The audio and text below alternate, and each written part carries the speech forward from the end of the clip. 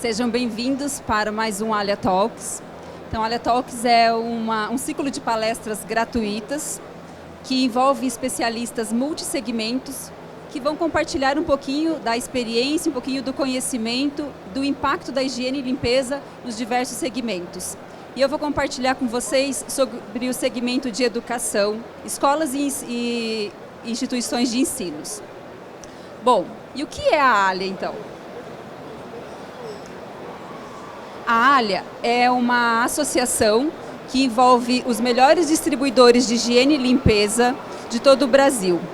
Temos uma cobertura nacional hoje que contamos com em torno de 250 especialistas, temos 25 centros de distribuições, são mais de 1.300 cidades atendidas e com uma área de armazenagem superior a 20 mil metros quadrados. E não é só isso. A Alia, ela faz parte também da Networks, da Impax, que são os nossos parceiros e que juntos formamos a maior rede de distribuição de higiene e limpeza profissional do mundo. Já estamos em mais de 50 países, somos mais de 110 empresas e as nossas vendas superam a 11 bilhões de dólares. A Alia fornece uma solução completa em higiene e limpeza, que vai desde uma abordagem com um diagnóstico assertivo, com um portfólio com produtos abrangentes, produtos de alta performance, que envolve a conscientização dos usuários e toda a implementação dos processos de higiene e limpeza. Contamos também com um ciclo de acompanhamento no pós-venda muito eficiente. A Alia conta também com uma coordenação geral através de um gerente de contas Key Accounts e com os operadores locais, que são os nossos distribuidores em cada região, que estão ponto a ponto para fazer o atendimento de cada um dos clientes. Nosso maior propósito é que todos os nossos clientes locais tenham a experiência a nível de Brasil, mas com um atendimento local, com todo cuidado e atenção. Oferecemos para o mercado um elevado nível de serviço, com gestão simplificada, valorizando os ambientes, com menor custo total de operação, levando saúde e bem-estar aos usuários e também com o menor impacto possível ambiental.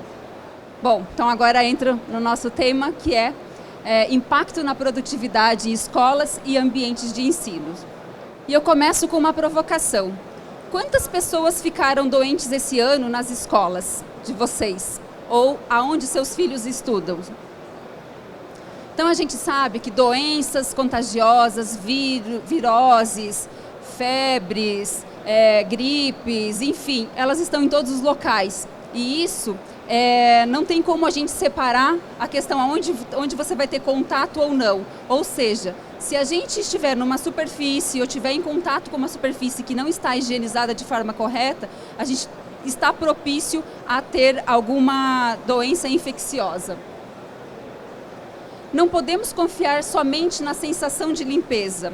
Quando a gente fala de uma limpeza profissional, ela difere muito de uma limpeza doméstica.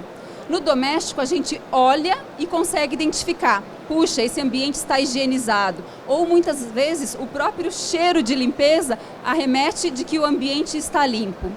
Já no ambiente institucional, isso é diferente.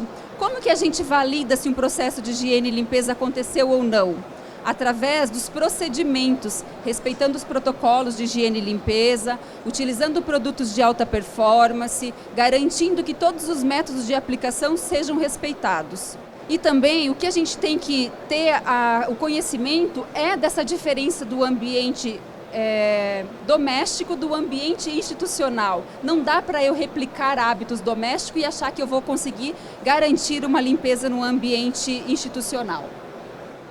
Compartilho com vocês dados de uma pesquisa americana que retrata qual é o impacto da higiene e limpeza em ambientes escolares. Então, alunos do fundamental, eles contraem de 8 a 10 vezes por ano doenças. Professores perdem em torno de 4,5 dias de aula por ano. Alunos que faltam muito são 7,4 vezes mais propensos a abandonar a escola. E, somados, acumula-se 38 milhões de dias por ano com impacto de gripe e 22 milhões de dias por impactos por resfriados. Então é um número bastante significativo e que merece nossa atenção. E aí, para nossa surpresa, aonde estão as bactérias nos ambientes de educação, né? Se a gente não olhar para essa colinha e parar um pouquinho, eu tenho certeza que a maioria de vocês vai responder: ah, é no banheiro, ah, é no vaso sanitário. E aí? A gente vê que não é, né? Então, bebedouros é um dos locais mais contaminados. Por quê, gente? Falei do vaso sanitário. O que acontece? O vaso sanitário, bem ou mal, o banheiro é limpo todos os dias, né? Existe uma frequência de limpeza e muitas escolas, muitas vezes, fazem essa limpeza mais de uma vez ao dia. Então, você reduz o número de bactérias nesses locais. E bebedouros? Qual é o critério para a higienização de bebedouros? De novo, cai na questão de usar produtos domésticos, tem procedimentos definidos, utilizam um produto adequado para isso, né? Então, isso que resulta a gente ter esse número de bactérias por polegadas em bebedouros. Só lembrando que uma polegada corresponde a 2,54 centímetros, então é muita bactéria num espaço muito pequeno. Pias possuem 32 mil bactérias, teclados, 3.300 bactérias. Bandejas de refeitório, 33.800 por polegada. Pratos, 15.800. E a tampa do vaso sanitário, 3.200 bactérias por polegadas. Então, se a sua escola souber medir muito bem aonde estão, né, como estão os seus processos de limpeza, qual é o impacto dela, consequentemente ela leva saúde, bem-estar e preserva a saúde, né, dos alunos, professores e da comunidade que está presente. Quando a gente fala em compra de materiais de higiene e limpeza, né, ele não é o item principal de uma escola, né? Então o foco é na educação. Então muitas vezes a higiene e limpeza ela é adquirida através do menor preço, do menor valor do produto e não é olhado qual é o impacto de tudo isso na operação como um todo, né?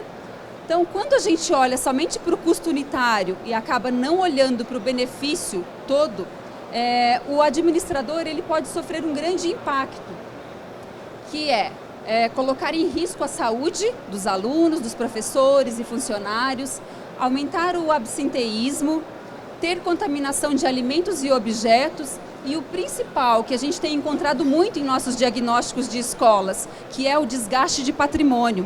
Então é muito comum a gente chegar para fazer um diagnóstico e se deparar com carteiras totalmente danificadas por um uso de material de higiene e limpeza inapropriado.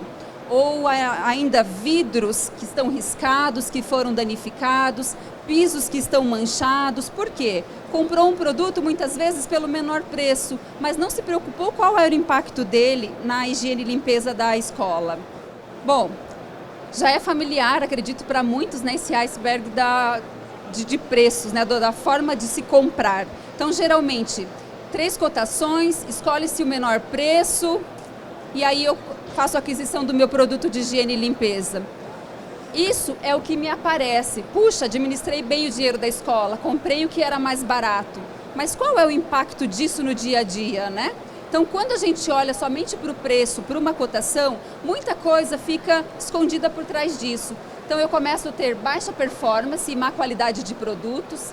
Saúde dos operadores de limpeza acabam sendo afetados. Por quê? Eu passo a comprar ferramentas domésticas, materiais domésticos que colocam em risco a questão ergonômica, a baixa produtividade dos operadores. Então, tudo isso fica maquiado quando a gente olha somente para o preço. Além de que o desperdício de produtos acontece. Por quê? Se eu estou comprando um produto de uso doméstico para fazer a aplicação dele numa escola, num ambiente institucional, não comporta. Geralmente são produtos que têm uma característica de alta espumação, consequentemente eu dependo de muita água para retirar esse excesso de produto e aí vira uma bola de neve. Então, se eu uso muito produto, muita água, eu estou impactando no meu custo com água, no meu custo com energia, no meu tempo dedicado à limpeza. Então, tudo isso deve ser computado também. E ainda o que é pior, a limpeza fica ineficiente. Por quê? Numa escola, eu tenho limpezas específicas, então não dá para eu fazer tudo com produtos domésticos.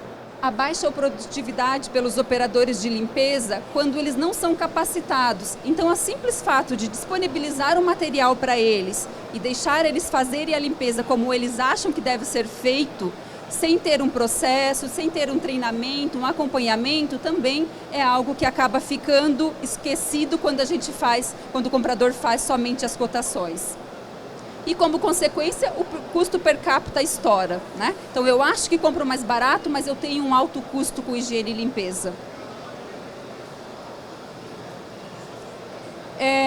E a gente tem encontrado muito também em escolas onde o próprio operador de limpeza, ele dita as regras de quais produtos ele quer utilizar lá na escola. E qual é o conhecimento, qual é a experiência de um operador de limpeza? Então é comum ele assimilar produtos do doméstico, produtos que ele utiliza em casa e ele quer replicar na escola. Olha, eu preciso daquele desinfetante que remete um cheiro de água sanitária. Olha, eu preciso de um produto que tem uma alta espumação, né? Então a gente encontra muito ainda da limpeza doméstica dentro do mercado institucional. Como consequência, produtividade, baixa eficácia, enfim. E hoje, a indústria de higiene e limpeza, ela dispõe de ferramentas, de produtos específicos que vão colaborar muito para a limpeza desses ambientes, desde que utilizados e empregados de forma correta.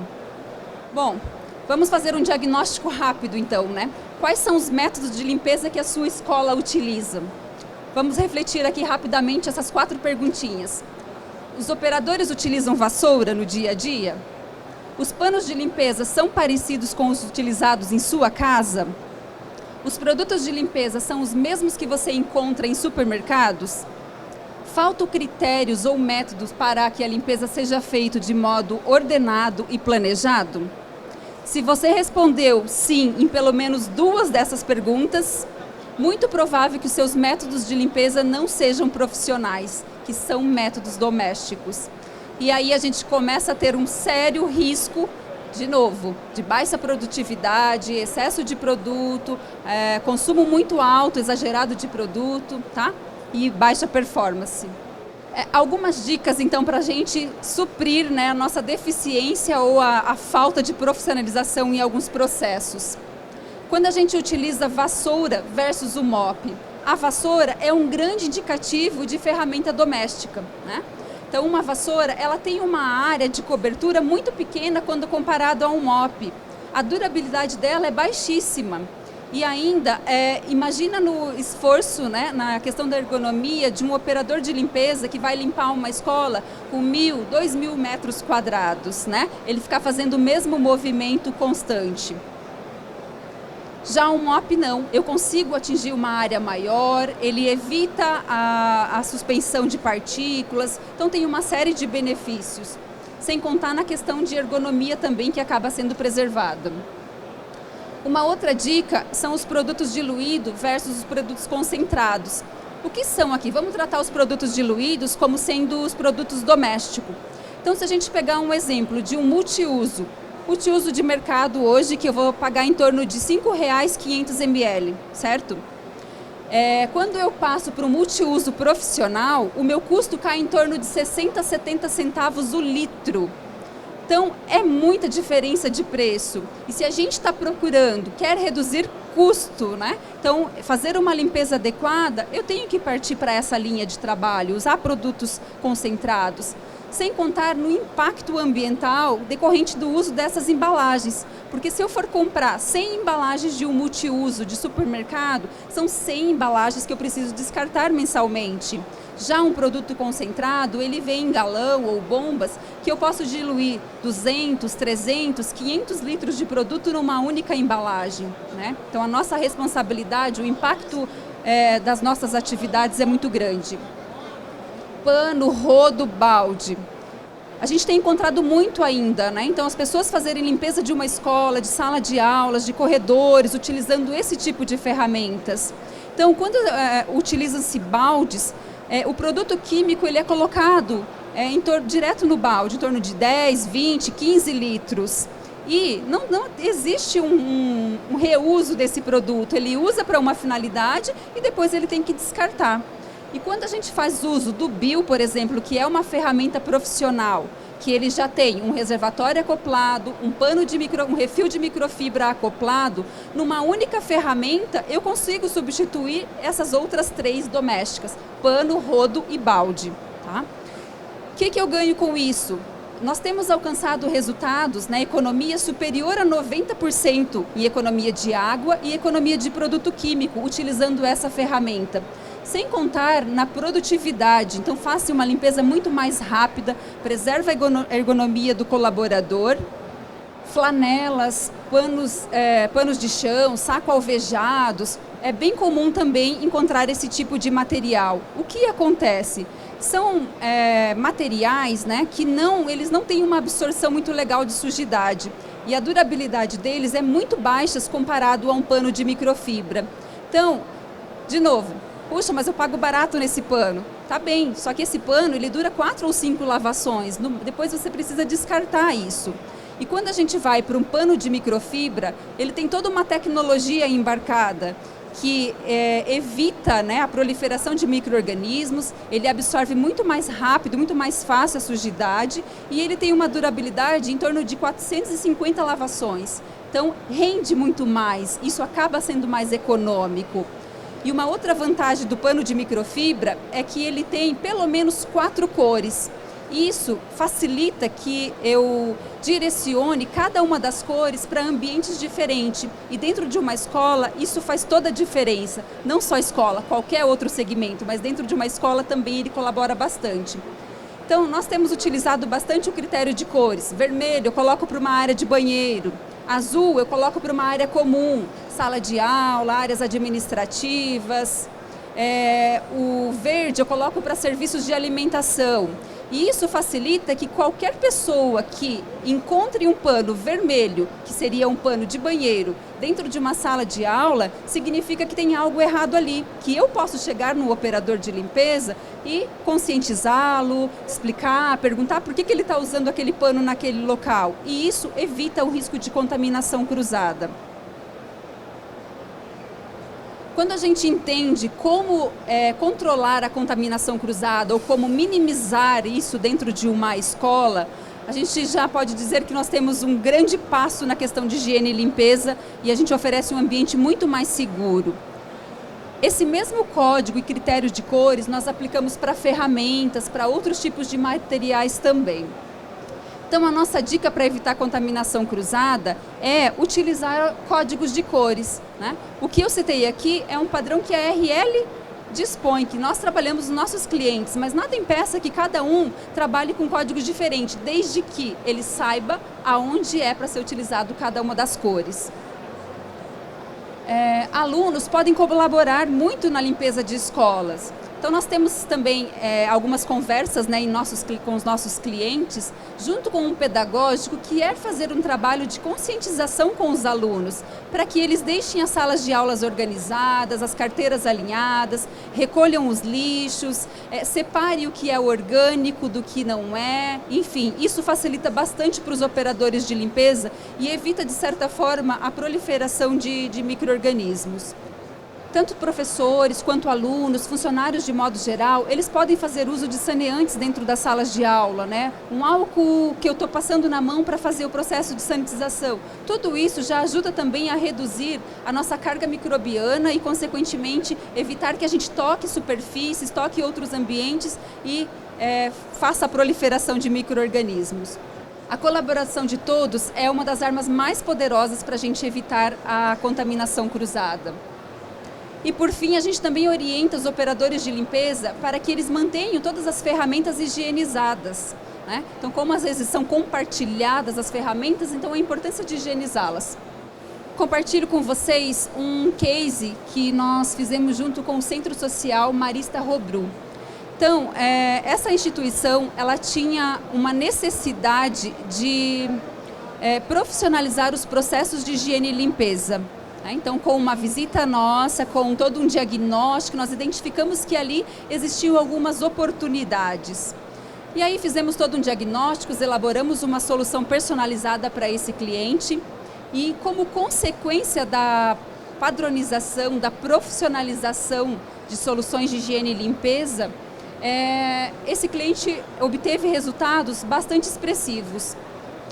Então, por exemplo, no refeitório, onde eles levavam 90 minutos para fazer a limpeza do refeitório, com o uso das ferramentas profissionais, de produtos de alta performance, com os operadores treinados e aptos para fazerem a limpeza, esse tempo caiu para 45 minutos. Muito próximo aconteceu também com os banheiros, né? Então, onde levavam-se 60 minutos para fazer a higienização dos banheiros, aconteceu em 30 minutos o processo de limpeza. E a gente sempre fala que é algo automático. Não tem como eu mexer em processo de higiene e limpeza, mexer num procedimento. Se eu treinar meus operadores, não tem como impactar diretamente na economia de produto, na economia de recurso. Então aqui, onde era utilizado 35 litros para lavação dos banheiros, hoje faz-se a higienização com 10 litros de água. Então, olha de novo o nosso trabalho, todo o resultado que tem para gerar menos impacto.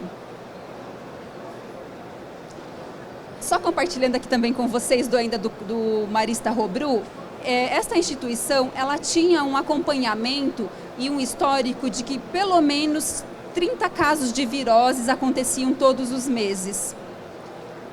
E como que acontecia? Principalmente na pré-escola, né, no berçário. Então, alguma criança que estava já com a virose, ela ia para o centro, né?